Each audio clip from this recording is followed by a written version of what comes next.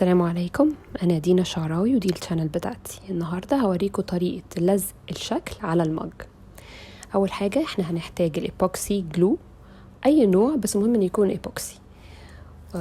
هنحاول نشيل الشكل من على المج الأول بأن احنا نحط فيه مية مغلية ونسيبه حوالي 10 دقايق. بعد 10 دقايق هوريكم ازاي بيفك لوحده. شايفين بيفك معايا بمنتهى السهولة لوحده اهو.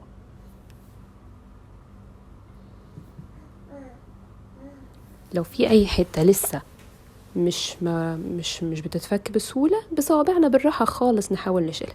لو مش بتتشال نستنى شويه في الميه السخنه.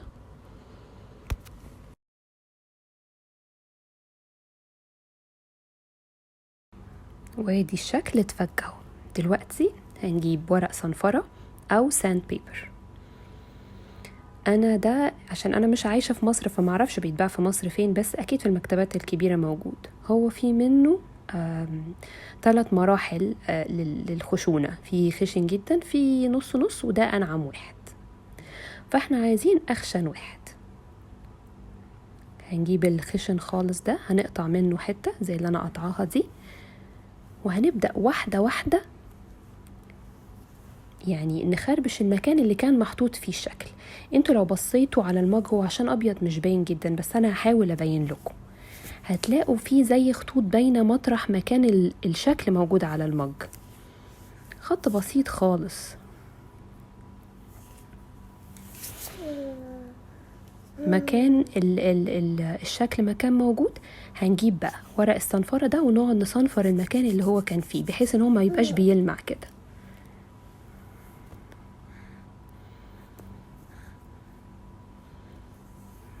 بالراحة خالص عشان نبقى مطمنين ان هو ما يخرجش بره المكان اللي الشكل محطوط فيه.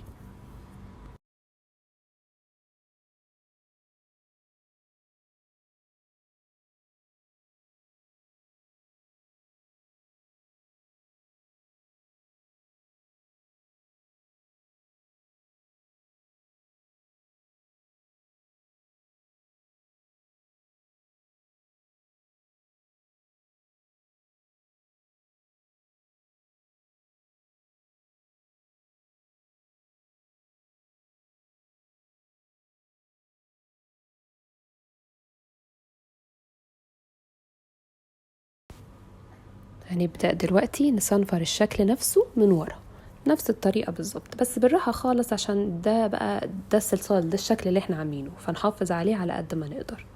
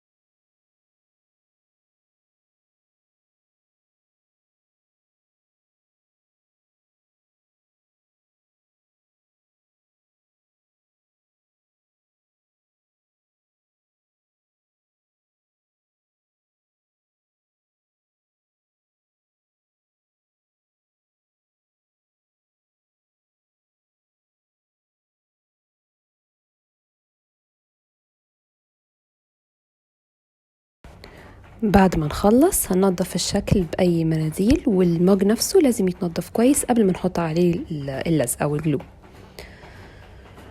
هنبدأ بقى ناخد من الإيبوكسي جلو ده، هو عبارة عن أنبوبتين، لازم ناخد نفس الكمية بالظبط من الأنبوبتين وننضفها كويس الأنبوبة ونقفله على طول عشان بينشف بسرعة.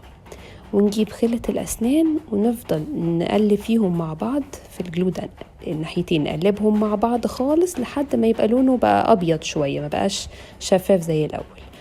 وواحدة واحدة نبدأ نحط الجلو ده على الشكل اللي احنا عاملينه.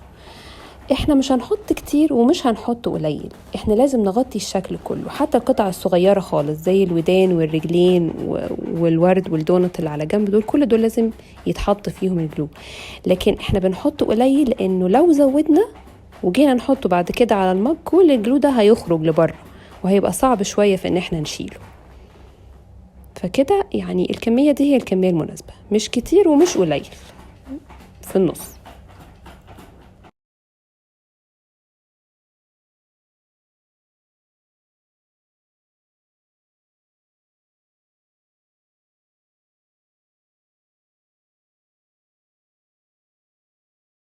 بالراحة خالص نبدأ نلزق المج، نلزق الشكل على المج ونثبته بإيدينا كويس جدا. أنا عايزة أوقف المج، مش هوقفه طبعا، هسيبه وهو نايم كده بس يبقى مظبوط بحيث إن الشكل ما يتزحلقش يمين وشمال. هسيبه كده مدة 3 دقايق، مش هسيبه ينشف قوي عشان طبعا في شوية جلو خرج بره. بنجيب بقى واحدة وايبس ونقعد نشيل كل الجلو اللي خرج بره ده. عشان كده بقول لكم ما تستنوش اكتر من 2-3 دقايق لانه بينشف بسرعة. فبعد 2-3 دقايق دي يكون مسك نفسه على المج، بس في نفس الوقت لسه طري فنعرف نشيله بالوقت.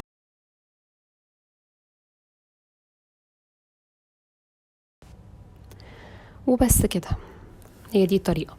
لو عجبكم الفيديو ما تنسوش تعملوا لي لايك وسبسكرايب، ولو عندكم اي افكار نفسكم تعملوها اكتبوا لي في الكومنتس. ميرسي، باي.